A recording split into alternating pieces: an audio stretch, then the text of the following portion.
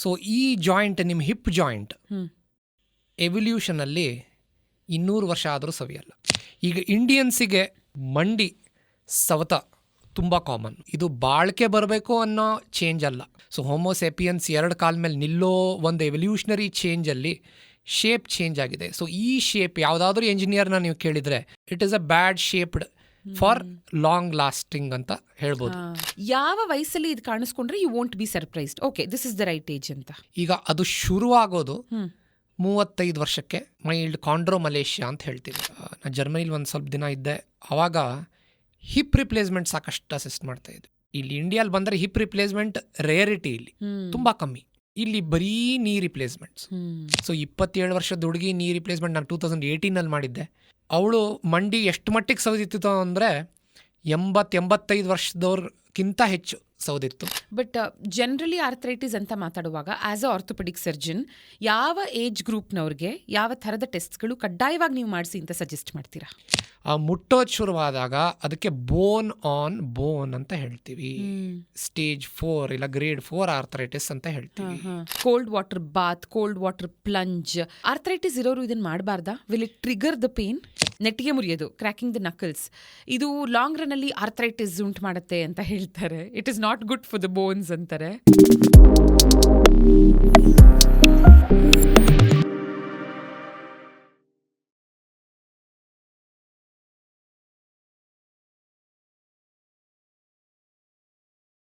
So ನಮ್ಮೆಲ್ಲರಿಗೂ ಈ ಒಂದು ವಾವ್ ಫ್ಯಾಕ್ಟ್ ಗೊತ್ತೇ ಇರುತ್ತೆ. ಅದೇನಂದ್ರೆ ಮಗು ಹುಟ್ಟಿದಾಗ ಅದರ ದೇಹದಲ್ಲಿ 300 ಮೂಳೆಗಳಿರುತ್ತೆ.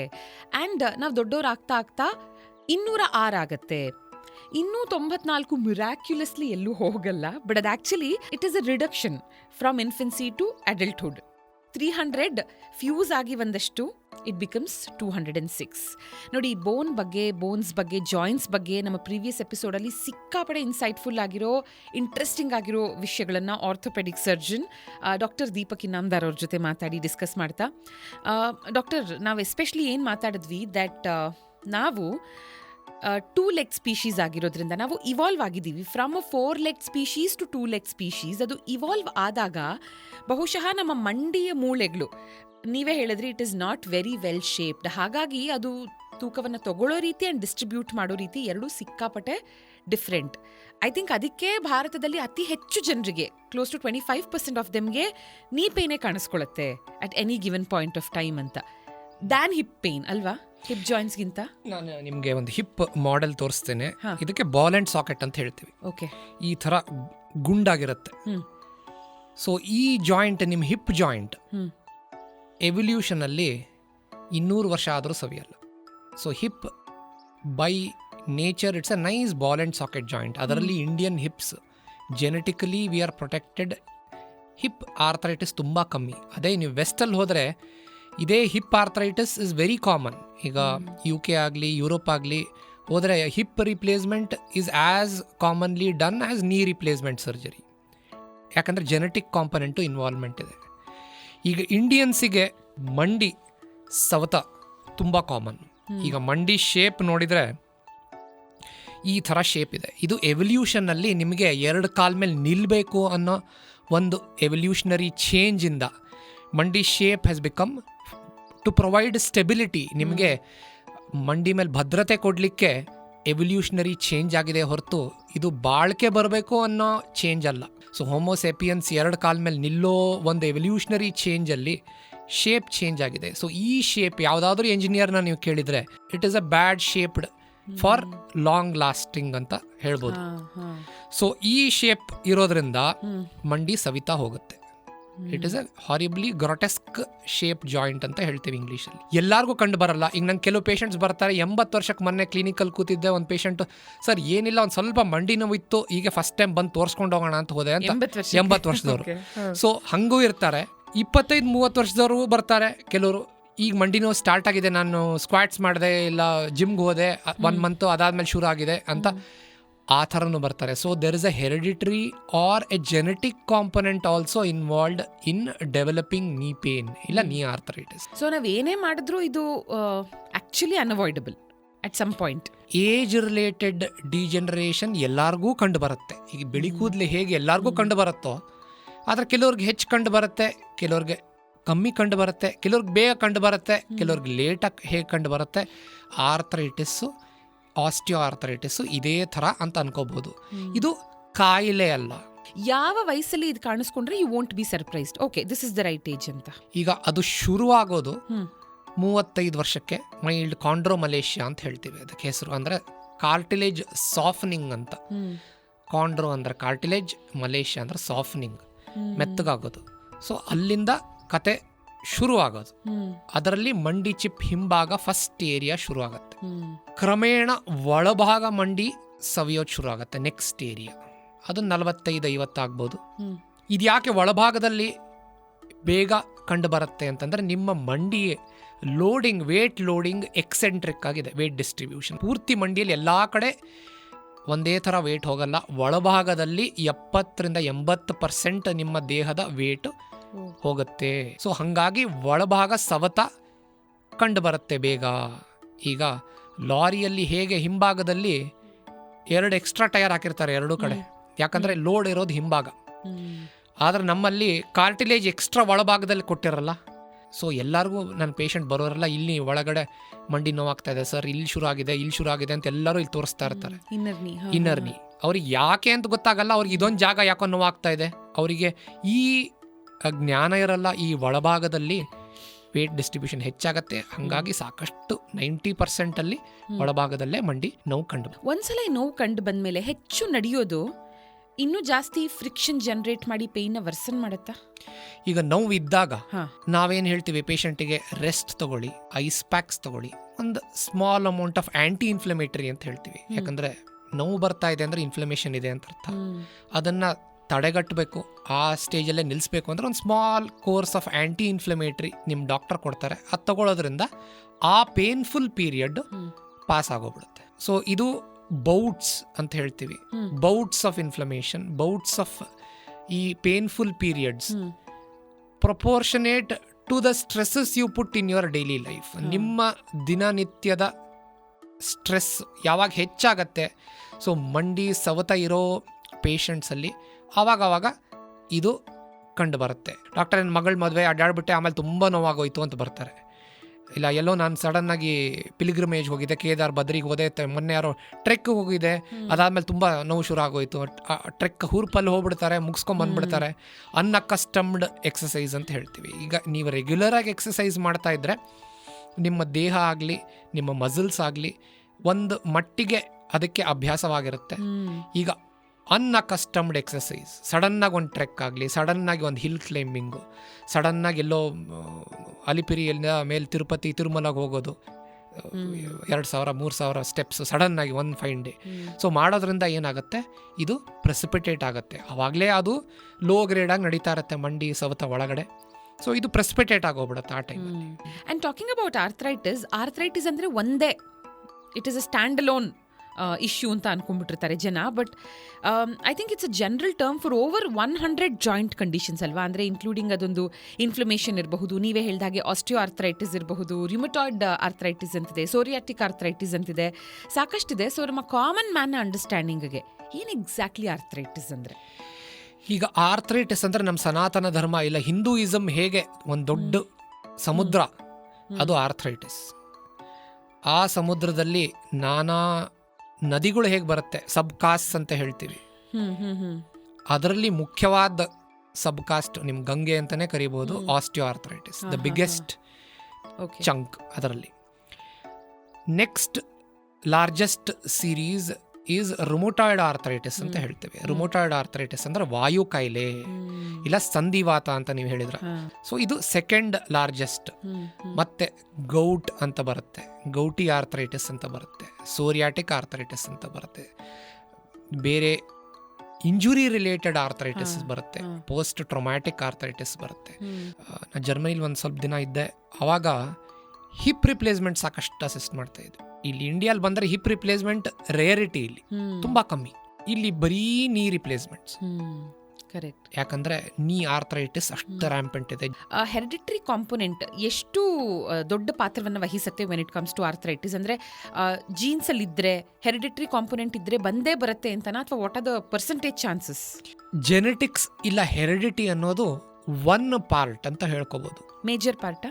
ಎಷ್ಟು ಮಟ್ಟಿಗೆ ಅನ್ನೋದು ಹೇಳೋದು ತುಂಬಾ ಕಷ್ಟ. ಈಗ ಒಂದ್ ಮನುಷ್ಯನ್ಗೆ genetics may be a main cause of arthritis, ಇನ್ನೊಬ್ಬರಿಗೆ ಅವರ ಲೈಫ್ ಸ್ಟೈಲ್ ಇರ್ಬೋದು, ಇನ್ನೊಬ್ಬರಿಗೆ ವೇಟ್ ಮೇ ಬಿ ಕಾಂಟ್ರಿಬ್ಯೂಟಿಂಗ್, ಇನ್ನೊಬ್ಬರಿಗೆ ಅವ್ ಮೂರದು ಮಿಶ್ರಣ ಇರ್ಬೋದು. ಮತ್ತೆ ಅಪ್ಪ ಅಮ್ಮಂಗಿತ್ತು ಅಂದ್ರೆ ಮಕ್ಕಳಿಗೆ ಬಂದ್ಬಿಡತ್ತೆ ಅನ್ನೋ ಒಂದು ಇದು ಇಲ್ಲ.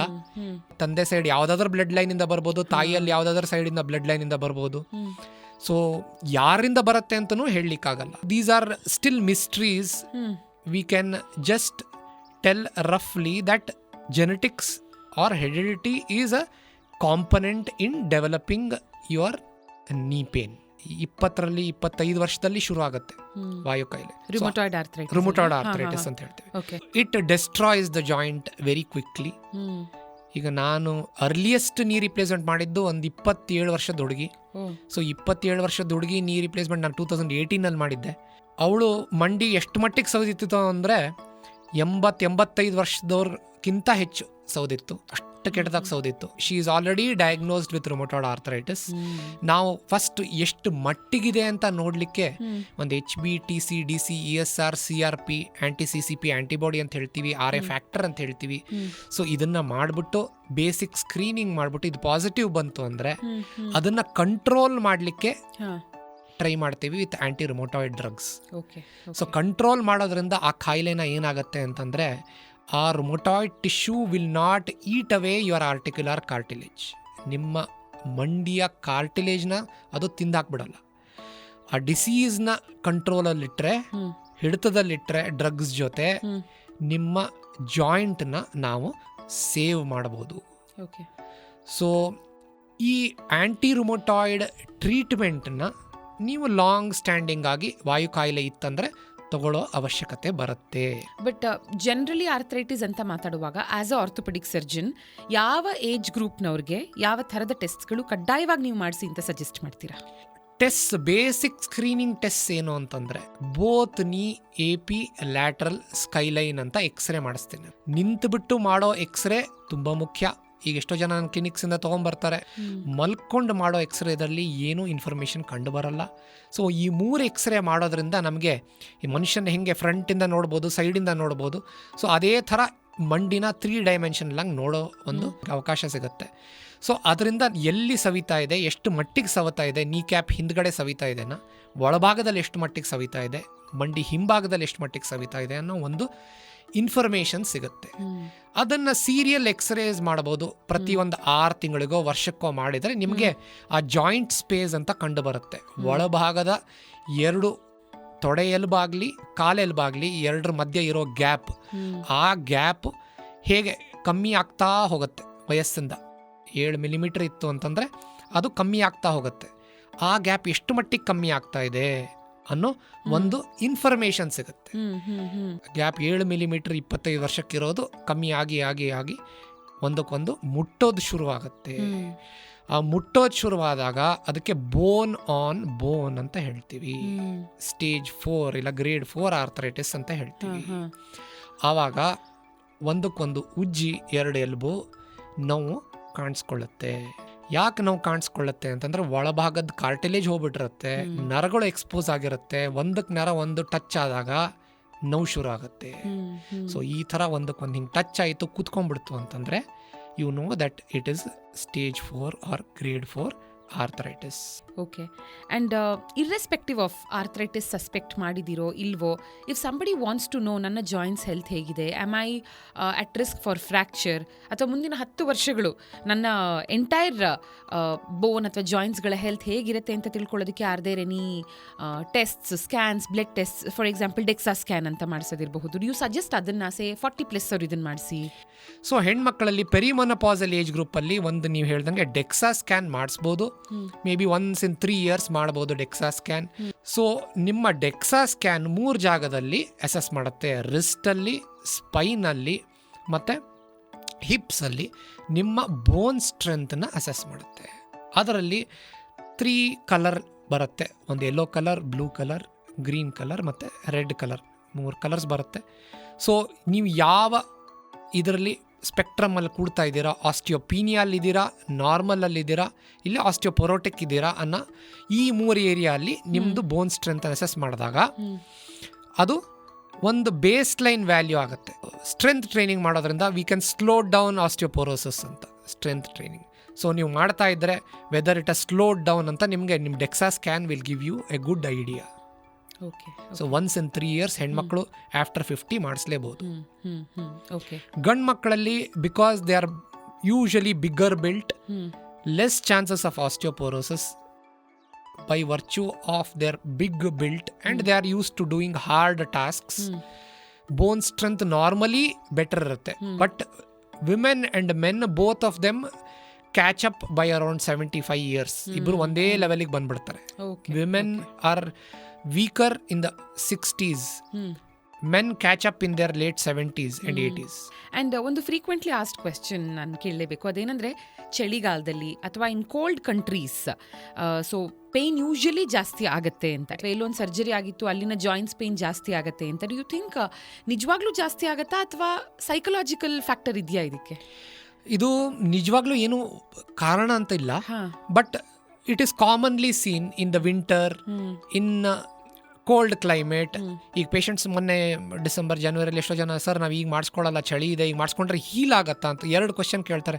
ಸರ್ ಸರ್ಜರಿ ಈಗ ಮಾಡಿಸ್ಕೊಳ್ಳೋದಾ ಇಲ್ಲ ಸಮ್ಮರಿಗೆ ಬರಲ್ಲ? ಒಂದು ಹೀಲಿಂಗ್ ಚೆನ್ನಾಗತ್ತಾ ಸರ್ ಚಳಿಯಲ್ಲಿ ಅಂತ ಕೇಳ್ತಾರೆ. ಇನ್ನೊಂದು ಸರ್ ನೋವು ಹೆಚ್ಚಾಗಲ್ವಾ ಸರ್ ಅಂತಂತಾರೆ. ಸೊ ಇದು there might be some amount of psychological involvement also, and maybe the weather definitely might cause ಸ್ವಲ್ಪ ಮಟ್ಟಿಗೆ ಜಾಯಿಂಟ್ ಪೇನ್ನ ಇನ್ಕ್ರೀಸ್ ಮಾಡಬಹುದು definitely. Okay. And again talking about cold, something cold andre that is cold water bath, cold water plunge. Usually athletics ಅಲ್ಲಿ ಇರೋರಿಗೆ ಅಥವಾ ಇವಾಗ gym ಹೋಗೋರಿಗೆ ಅಂದರೆ ಸ್ಟ್ರೆಂತ್ ಬಿಲ್ಡಿಂಗ್ ಮಾಡ್ತಾ ಇರೋರಿಗೆ ಅಂದರೆ ಫಿಸಿಕಲಿ ಆಕ್ಟಿವ್ ಆಗಿರೋರು ಸಾಕಷ್ಟು ಜನ ಇದನ್ನು ಫಾಲೋ ಮಾಡ್ತಾರೆ. ಬಟ್ ಆರ್ಥರೈಟಿಸ್ ಇರೋರು ಇದನ್ನು ಮಾಡಬಾರ್ದಾ? Will it trigger the pain? ಹೌದು, ಆರ್ಥರೈಟಿಸ್ ಇರೋರಿಗೆ cold water bath may not be a great idea. It may increase the joint pain. So though cold water baths is good for recovery, nimma athletes gagli who are into regular exercise, it's a form of recovery for them. Cold water plunge anta heltare. So but arthritis aro let them desist or not do it. It is better. And ಮತ್ತೊಂದು ಮಿತ್ತ ಫ್ಯಾಕ್ಟ ನೀವು ಹೇಳಬೇಕು, ನೆಟ್ಟಿಗೆ ಮುರಿಯೋದು, cracking the knuckles, ಇದು long ರನ್ನಲ್ಲಿ arthritis ಉಂಟು ಮಾಡುತ್ತೆ ಅಂತ ಹೇಳ್ತಾರೆ. It is not good for the bones ಅಂತಾರೆ. ಇಲ್ಲ, ಅದಕ್ಕೆ ಏನು ಸಂಬಂಧ ಇಲ್ಲ. ಇದು ಸೈನೋವಿಯಲ್ ಫ್ಲೂಯಿಡ್ ಅಂತ ಇರುತ್ತೆ ಜಾಯಿಂಟ್ ಅಲ್ಲಿ, ಅದು ಸಡನ್ ಆಗಿ ಎಕ್ಸ್ಪ್ಯಾಂಡ್ ಆದಾಗ ಸೌಂಡ್ ಬರುತ್ತೆ. ಸೊ ಅದಕ್ಕಾಗ್ಲಿ ಆರ್ಥರೈಟಿಸ್ಗಾಗ್ಲಿ ಏನೂ ಸಂಬಂಧ ಇಲ್ಲ. So but it shouldn't become a habit that you keep doing. ಅಷ್ಟೇ ನಾನು ಹೇಳೋದು. ಅದರಿಂದ ಏನು ಆರ್ಥರೈಟಿಸ್ಗೆ ಅದಕ್ಕೆ ಸಂಬಂಧ ಇಲ್ಲ. Another insightful episode. Thank you so much, doctor. Thank you so much. Thank you.